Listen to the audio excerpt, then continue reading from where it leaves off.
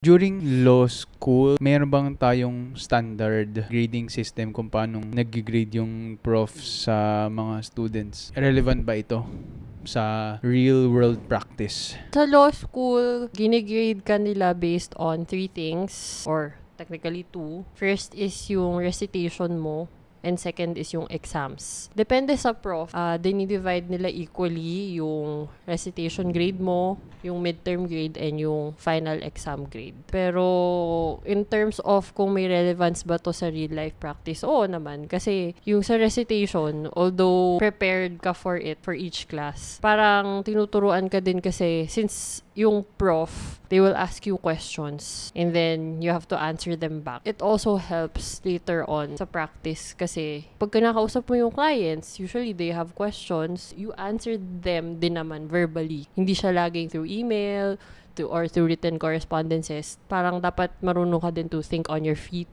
And then, for the final exam and the midterm exam, standard naman, it's how the school system works. Mag-e-exam ka talaga. Pero, since sa law school, most of the exams are essay type, it helps din sa practice kasi as a lawyer, kailangan mo din talagang magsulat ng marami. You have to be able to answer your client's queries then, and you have to be able to craft your answers in a way na maintindihan nila and na mabibigay mo sa kanila lahat ng legal basis or sources na kailangan nila.